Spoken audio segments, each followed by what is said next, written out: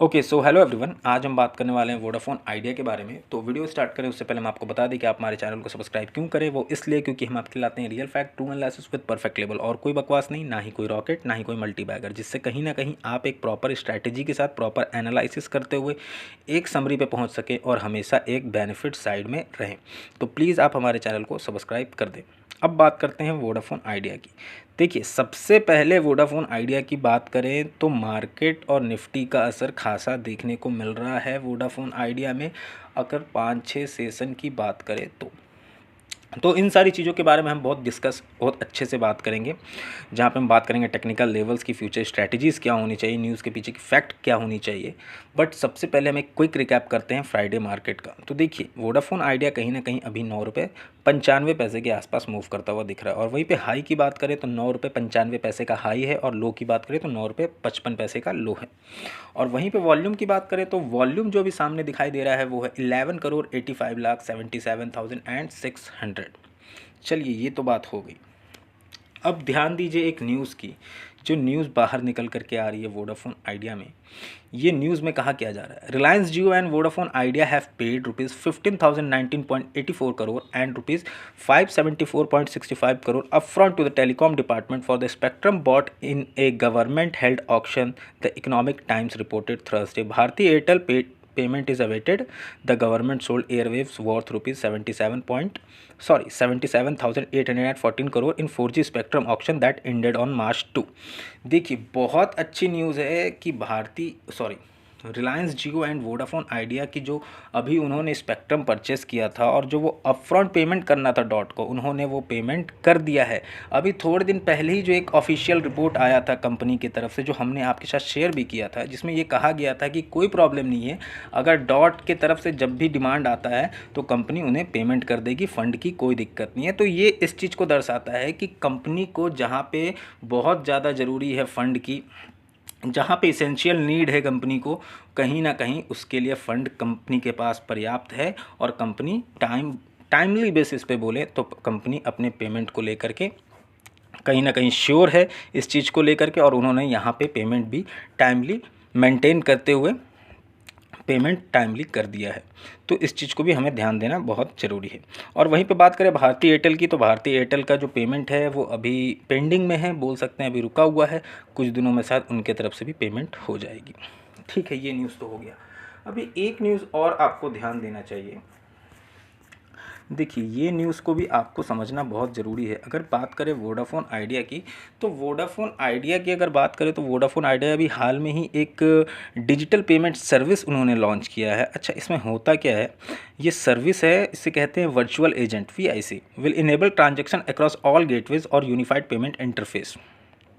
ठीक है, तो ये जो VIC सर्विस एक्चुअली ये AI पे काम करती है, आर्टिफिशियल इंटेलिजेंस पे। तो इससे आप क्या कर सकते हैं, किसी भी गेटवे, कोई भी गेटवे आप यूज़ कर रहे हो, या तो वो पेयू हो या फिर कोई और भी गेटवे हो, उस गेटवे को यूज़ करते हुए आप कहीं ना कहीं वोडाफोन आइडिया में पेमेंट कर सकते हैं। या फिर आप UPI यूज़ कर रहे हैं तो UPI यूज़ करते हुए, यूनिफाइड पेमेंट इंटरफेस यूज़ करते हुए आप वोडाफोन आइडिया के रिचार्ज कर सकते हैं। कोई भी सर्विसेज जो वोडाफोन आइडिया में है उसे आप परचेस कर सकते हैं। देखिए, यहाँ पे क्या लिखा हुआ है, the digital service will allow payments and recharges through WhatsApp and will be available on all company digital asset the telecom operator set. मतलब ये कि जैसे व्हाट्सएप हो गया या फिर कोई और अदर ऐप है, तो VIC के थ्रू आप क्या कर सकते हैं, VIC के थ्रू आप एक चैटबॉट यूज़ करते हुए आप कोई इन्फॉर्मेशन ले सकते हैं। आपको कोई प्रॉब्लम है तो आप डायरेक्टली, कोई कंप्लेन है, कुछ जानना है, कुछ आपको नहीं समझ में आ रहा है, तो आप VIC के थ्रू आप समझ सकते हैं। और इससे एक बेनिफिट ये है कि अगर आप व्हाट्सएप यूज़ कर रहे हैं, अगर आप कुछ और भी यूज़ कर रहे हैं, तो उससे आप क्या कर सकते हैं, आप अपने बिल पेमेंट कर सकते हैं, रिचार्ज कर सकते हैं, कोई प्लान है उसे एक्टिवेट डीएक्टिवेट कर सकते हैं, डाटा बैलेंस जान सकते हैं, अपनी बिल की रिक्वेस्ट मंगा सकते हैं। ये सारी चीज़ें जो VIC के थ्रू किया जा सकता है, और ये कहीं ना कहीं इनोवेटिव है, नई तरीके की है अपने काइंड में, और ये वोडाफोन आइडिया ने प्रेजेंट किया है। तो समझने वाली बात ये है कि वोडाफोन आइडिया जो है वो कॉन्सेप्ट चेंज करता जा रहा है मार्केट में, कुछ नए कॉन्सेप्ट के साथ मार्केट में आता जा रहा है। और एक नए स्ट्रैटेजी के साथ कहीं ना कहीं मार्केट के साथ जुड़ने की कोशिश कर रहा है। लेकिन at the same time Vodafone idea को अपनी इन सारी सर्विसेज को कहीं ना कहीं सोशल मीडिया पे या फिर टेलीविज़न पे प्रमोट ज़रूर करना चाहिए, जिससे ज़्यादा से ज़्यादा लोग जो हैं वो अवेयर हों और कहीं ना कहीं सब्सक्राइबर जो है वो डे बाय डे इंक्रीज़ हो इनकी। अब देखिए वहीं पे बात कर ले, अभी हाल में ही जो रिपोर्ट आई थी उस पर एक चीज़ पे अगर ध्यान दीजिए तो जो सब्सक्राइबर ऐड हुई थी, जो हमने आपको कल बताया था, तो देखिए ऑल ओवर इंडिया से सब्सक्राइबर ऐड नहीं हुई है।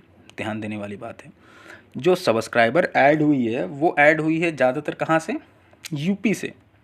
इसका मतलब ये कि कंपनी एक टाइम पे एक स्टेट पे ज़्यादा फोकस करती है, ना कि पूरे की पूरी अगर बात कर ले, पूरी की पूरी अगर कंट्री की बात कर ले, तो कैपिटल को अगर वो यूज़ कर रही हैं किसी एक पार्टिकुलर लोकेशन पे, लेकिन वहाँ पे अगर वो कैपिटल यूज़ कर रही हैं तो कहीं ना कहीं उसे पूरी तरीके से फिक्स किया जा रहा है, पूरी तरीके से कहीं ना कहीं उसे रिपेयर कह लीजिए या फिर आप कह सकते हैं उसे पूरी तरीके से सुधारा जा रहा है, जिससे कोई भी एक पार्टिकुलर रीजन में कोई भी कंप्लेन नहीं रहे वोडाफोन आइडिया को लेकर के।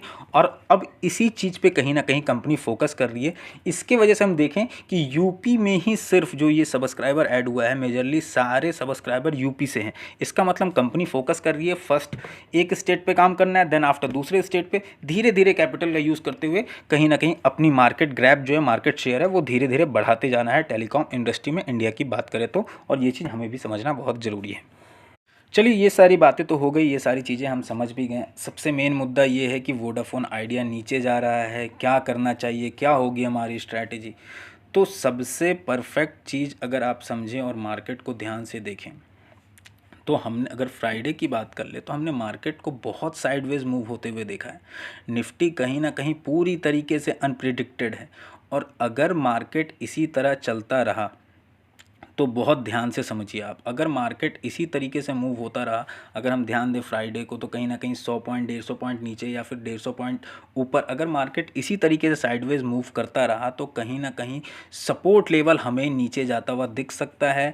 वोडाफोन आइडिया में सपोर्ट लेवल क्रॉस होता हुआ दिख सकता है, बहुत ईजिली सपोर्ट लेवल क्रॉस होता हुआ दिख सकता है, क्योंकि जब तक मार्केट में एक स्टेबल कंडीशन नहीं आता है, वोडाफोन आइडिया कहीं ना कहीं अपने स्टेबल या फिर कह लीजिए ऊपर के लेवल पे मूव करता हुआ थोड़ा अभी चांसेस कम है। But at the same time ये भी चीज़ हमें समझना ज़रूरी है कि मार्केट का स्टेबल होना बहुत ज़रूरी है। जब तक मार्केट स्टेबल नहीं होगा, साइडवेज मूव करता रहेगा, करेक्शन आती रहेगी मार्केट में, तब तक वोडाफोन आइडिया थोड़ा बहुत नीचे की तरफ मूवमेंट दिखा सकता है। प्लीज़ एसएल को ध्यान से आप कहीं ना कहीं हमें कहीं ना कहीं फॉलो करना है, क्योंकि एसएल हमें आने वाले दिनों में बहुत पॉसिबल है कि एसएल को ब्रीच करते हुए वोडाफोन आइडिया वापस से रिकवर करे, लेकिन एसएल ब्रीच हो सकता है आने वाले दिनों में, क्योंकि अभी करेक्शन थोड़ा बहुत और देखने को मिल सकता है हमें मार्केट में, और ये बहुत अच्छे से ध्यान रखना है। तो इन सारी चीज़ों का अगर एक समरी निकाले, एक कंक्लूज़न निकाले, तो क्या समझ में आता है। देखिए ये चीज़ टोटली इस चीज़ पे डिपेंड करता है कि हमारी रिस्क मैनेजमेंट या फिर रिस्क रेशियो या फिर रिस्क कैपेसिटी कितनी है। और सबसे बड़ी चीज़ कि हमने वोडाफोन आइडिया को लॉन्ग टर्म के लिए देख रहे हैं या फिर हम शॉर्ट टर्म के लिए देख रहे हैं, अब ये समझना हमारे लिए बहुत ज़रूरी है। क्योंकि अगर हम शॉर्ट टर्म के लिए देख रहे हैं तो वोडाफोन आइडिया हमें वो नहीं दे सकता है जो हम सोच रहे हैं, लेकिन अगर हम लॉन्ग टर्म के लिए देख रहे हैं तो वोडाफोन आइडिया हमें वो दे सकता है जितना हमने सोचा भी नहीं है।